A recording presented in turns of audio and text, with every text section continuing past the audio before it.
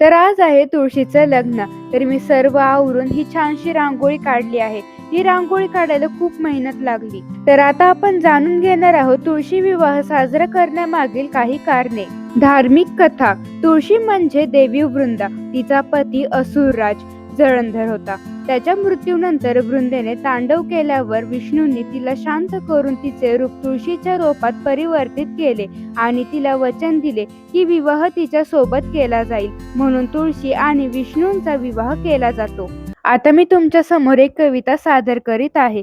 तुळशी विना घराला घरपण नाही, तुळशी विना अंगणाला शोभा देखील नाही. जिच्या असण्याने मिळतो सर्वांना ऑक्सिजन, त्या तुळशीचा विवाह साजरा करूया सर्वजण. आता तुळशीचं लग्न लागले म्हणजे फटाके तर वाजायलाच पाहिजेत. चला तर मग आता आपण फटाके वाजूया.